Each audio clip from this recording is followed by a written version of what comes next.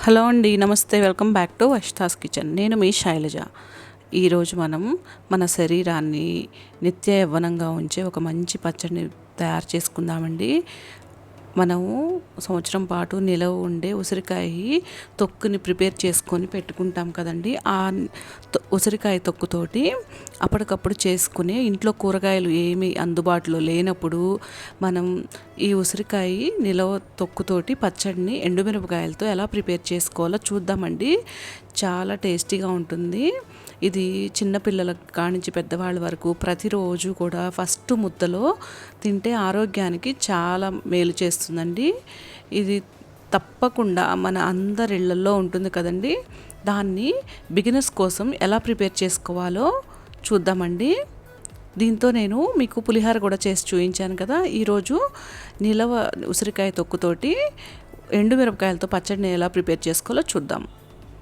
ఇదిగోండి, స్టవ్ మీద ప్యాన్ పెట్టుకొని 2 టేబుల్ స్పూన్ల పచ్చిశనగపప్పుని వేసుకోవాలి.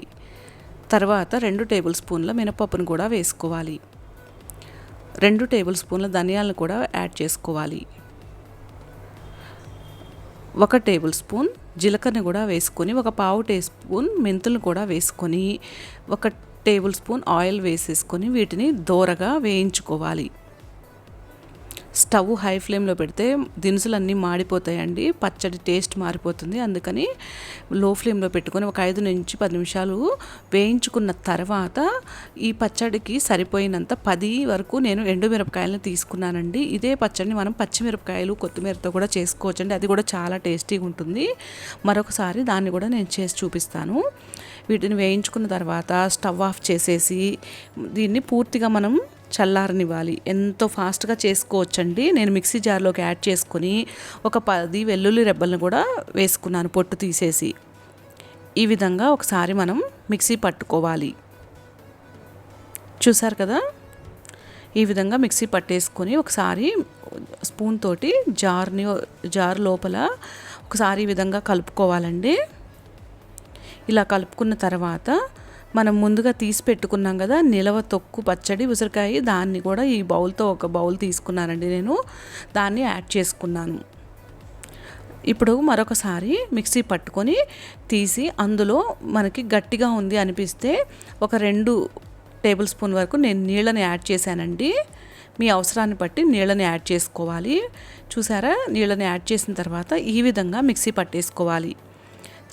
చాలా ఫాస్ట్గా చేసుకోవచ్చండి. మనం ఉసిరికాయల సీజన్లో ఇలా నిలవ తొక్కుని ప్రిపేర్ చేసి పెట్టుకున్నాం అనుకోండి, ఉప్పు పసుపు వేసి మిక్సీ పట్టేసుకొని పెట్టుకుంటే మనం ఎప్పుడు కావాలంటే అప్పుడు దీన్ని ప్రిపేర్ చేసుకోవచ్చండి. చూసారు కదా, ఈ విధంగా మిక్సీ పట్టుకున్న తర్వాత దీనికి ఇప్పుడు పోపును వేసేసుకోవాలి. అంతేనండి, ఎంతో సింపుల్గా చేసుకోవచ్చు. ఒక 3 టేబుల్ స్పూన్ల ఆయిల్, ఆవాలు 1 టీ స్పూన్, జీలకర్ర 1 టీ స్పూన్ వేసేసుకొని ఇవి కొంచెం వేగిన తర్వాత ఎండుమిరపకాయలు కూడా 1 తుంచి వేసేసుకోవాలండి. ఈ ఎండుమిరపకాయలు కూడా వేసుకున్న తర్వాత మనం ఫ్రెష్గా ఉన్న కరివేపాకుని వేసేసుకొని ఈ కరివేపాకుని ఈ పోపుని దోరగా మనం వేయించేసుకోవాలి. చిన్నపిల్లలకు కూడా మేము ఫస్ట్ ముద్దలో పెట్టేవాళ్ళమండి ఈ అన్నాన్ని. చూసారా, మన పోపు వేగిపోయిందండి. ఇప్పుడు ఇంగువను కూడా వేసేసి మనం ముందుగా మిక్సీ పట్టుకున్న ఉసిరికాయ తొక్కుని ఇందులో యాడ్ చేసుకోవాలి. ఒకసారి బాగా కలిపేసుకోవాలండి. ఈ పోపు అంతా కలిసేలాగా బాగా కలిపేసుకోవాలి.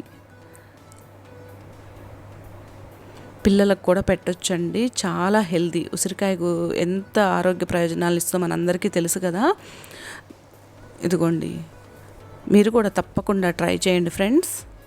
ఫస్ట్ టైం చూసేవాళ్ళైతే ఛానల్ని సబ్స్క్రైబ్ చేసుకొని వీడియోస్ చూడండి friends. Thank you for watching.